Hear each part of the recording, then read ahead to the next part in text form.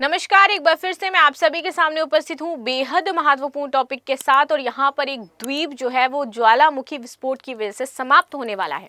एक महीने से एक टीम रिसर्च कर रही है इस चीज़ को लेकर के कि आखिर कैसे समुद्र के भीतर जो ज्वालामुखी है इस पर विस्फोट हो सकता है। और इसके डर की वजह से आपका दुनिया का सबसे सुंदर, सबसे ज़्यादा क्राउडेड, अगर मैं बात कहूँ कि लोग घूमने जाते हैं, अब पर्यटन की दृष्टि से अगर मैं बात करूँ, सेंटोरिनी द्वीप जो है उसको लोग खाली कर रहे हैं, छोड़ करके जा रहे हैं, क्योंकि इस पर ज्वालामुखी विस्फोट का खतरा अब मंडरा चुका है और ये ज्यादा हो गया।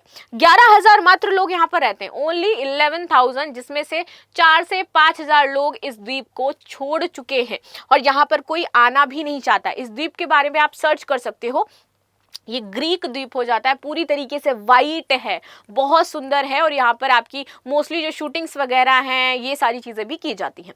तो आ जाते हैं सेंटोरिनी द्वीप पर।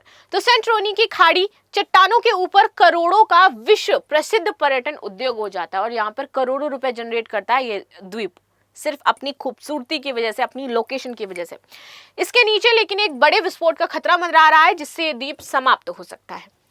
एक विशाल प्राचीन विस्फोट, ना ही ग्रीक द्वीप का जो पहले, अगर इस ग्रीक द्वीप की बात करूं तो एक विशाल विस्फोट हुआ था जिसके बाद ही इस द्वीप का निर्माण हुआ था, जिससे एक विशाल गड्ढा और घोड़े की नाल के आकार का पूरी तरीके से घेरा बन गया था और इसी घेरे में आपका पूरा ये द्वीप बना हुआ है। अब वैज्ञानिक पहली बार इस बात की जांच कर रहे हैं कि अगला बड़ा भूकंप कितना ज्यादा खतरनाक हो सकता है, जिसकी वजह से ये द्वीप पूरी तरीके से समाप्त हो जाएगा।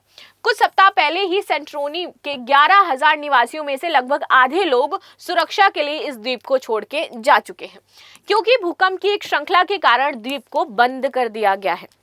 आगे बात करते हैं। ये कठोर अनुस्मारक था कि जायरो रेस्तरां, एयरबीएनबी, किराए के हॉट टब और समृद्ध ज्वालामुखी मिट्टी पर अंगूर के बागों से भरे आदर्श सफेद गांव के नीचे पृथ्वी की पहाड़ी में दो टेक्टोनिक प्लेटें घूम रही हैं। ब्रिटेन के नेशनल ओशनोग्राफी सेंटर में बेहद खतरनाक पनडुब्बी ज्वालामुखियों के विशेषज्ञ प्रोफेसर इसोबेल येगो इस मिशन का नेतृत्व कर रहे हैं।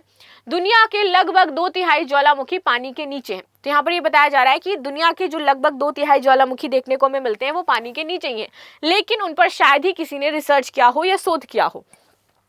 भूकंप के तुरंत बाद यहाँ किए गए सर्वे कार्य से वैज्ञानिकों को ये समझने में मदद मिलेगी कि किस प्रकार की भूकंपीय अशांति ज्वालामुखी विस्फोट को संकेत देती है, कि कैसे जो भूकंप हैं वो ज्वालामुखी विस्फोट कर सकते हैं इस द्वीप के नीचे।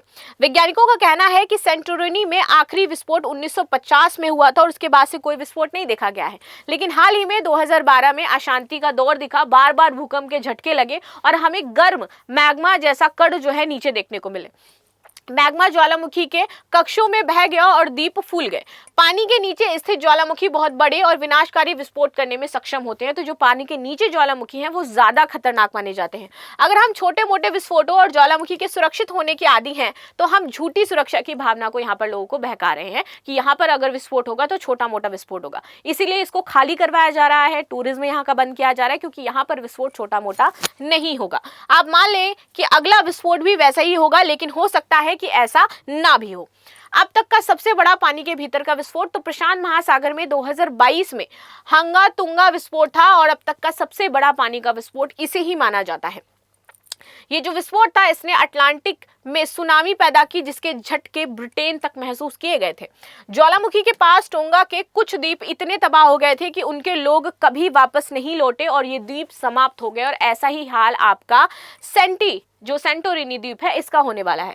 सेंटोरिनी में जहाज पर हमारे पैरों के नीचे 300 मीटर, जो सेंटोरिनी द्वीप है वहां पर एक जहाज पर ये रिसर्च चल रही है और उसी से 300 मीटर नीचे गर्म हवा के बुलबुले फूट रहे हैं, जिससे हमें ये पता चल रहा है कि धीरे धीरे यहाँ पर ज्वालामुखी उत्पन्न हो रही है और किसी भी समय ये विस्फोट कर सकती है, इसीलिए हम लोग इसके रिसर्च कर रहे हैं। पृथ्वी की दरारें समुद्र तल को उभरती हुई चट्टानों और गैस के बादलों की एक चमकीली नारंगी दुनिया में बदल देती हैं। हम कुछ ग्रहों की सतह के बारे में वहां मौजूद चीजों से ज्यादा जानते हैं। ये जो तरल पदार्थ निकल रहा है, रोबोट इसको इकट्ठा कर रहे हैं, क्योंकि वहां पर मिशन में रोबोट्स लगाए गए हैं। इकट्ठा करने और चट्टानों के टुकड़े तोड़ने के लिए समुद्र तल पर उतरता है और ये छिद्र हाइड्रोथर्मल होते हैं, अर्थात दरारों में गर्म पानी निकलता है और ये प्रायः ज्वालामुखियों के पास बनते हैं। यही कारण है कि इसेबेल ने दुनिया भर में 22 वैज्ञानिकों की जो टीम है 1 महीने से इस जहाज पर रुकी है और रिसर्च कर रही है। अभी तक लेकिन इनको ये नहीं पता चल पाया है कि ज्वालामुखी में जो मौजूद समुद्र का जल है अगर वो मैग्मा के साथ मिलता है तो कम विस्फोट होगा यहाँ पर या फिर ज्यादा तेज विस्फोट होगा।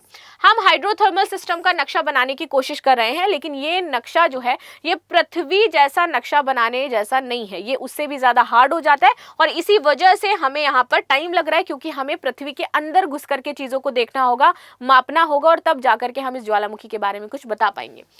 डिस्कवरी सेंटोरिनी की काल्डेरा की जांच कर रहा है और द्वीप से लगभग 7 किलोमीटर उत्तर पूर्व में स्थित इस क्षेत्र में अन्य प्रमुख ज्वालामुखी कोलंबो की ओर जा रहे हैं। दोनों ज्वालामुखियों के तत्काल फटने की उम्मीद नहीं है, लेकिन यह केवल समय की बात है कि कब ये फट सकते हैं और कब नहीं। प्रोफेसर परास्केवी नेमिकोव, जो भूकंप संकट के दौरान प्रतिदिन मिलने वाले सरकारी आपातकालीन समूह के सदस्य थे, बताते हैं कि यह अभियान ग्रीस की नागरिक सुरक्षा एजेंसी के लिए डेटा सेट और भू खतरे का मानचित्रण तैयार करेगा।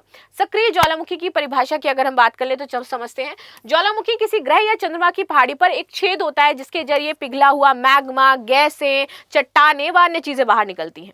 कई विस्फोटों से चट्टान और राख के जो स्लैब है वो बनने के कारण ज्वालामुखी आमतौर पर एक पहाड़ या पहाड़ी के रूप में परिवर्तित हो जाती है। ज्वालामुखी सक्रिय, निष्क्रिय या फिर विलुप्त हो सकती है।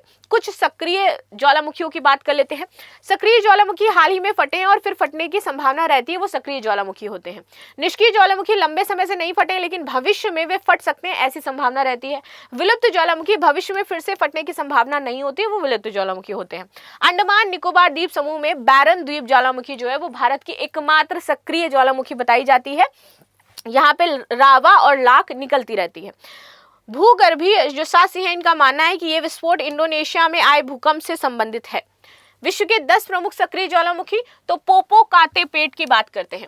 इसका स्थान है अल्तिप्लानालो डे मैक्सिको, ऊंचाई है इसकी 5451, विस्फोट की अंतिम तिथि 1920 थी।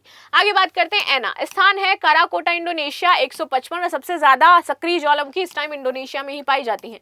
लास्ट विस्फोट 1929 माउंट कैबरून, मोनाकार्ड कैबरून में है, ऊंचाई इसकी 278 है, अंतिम तिथि 1959 थी। गुआलातिरी एंडीज चिली में है 6060 फीट पर, लास्ट जब ये फटी थी 1960 में। फुएगो सिएरा माद्रे ग्वाटेमाला में है, 1962 में लास्ट ये फटी थी। सुरतसे दक्षिण पूर्व आइसलैंड में है, 173 मीटर ऊंची है, 1963 में फटी थी। अंगुग बाली द्वीप इंडोनेशिया में है, 3142 और 1964 में लास्ट फटी थी। तुपुंगतिती, ठीक है, ये आपकी एंडीज चिली में है, 5660 फीट पर, 1964 में ये फटी थी। Lascar Andes Chile again 5641 feet पे और 1968 में। And the last one is Klyuchevskaya, ये आपकी श्रीनिडी खेरबेट यूएसएसआर का जो टाइम था वहां पे थी 4880 फीट 1974 की। ठीक है, तो ये है आपकी प्रमुख 10 ज्वालामुखियां जिनके बारे में हमने बात करी। अब मिलते हैं नेक्स्ट क्लास में, तब तक के लिए धन्यवाद। लाइक शेयर सब्सक्राइब करना बिल्कुल भी ना भूलें and thank you so much.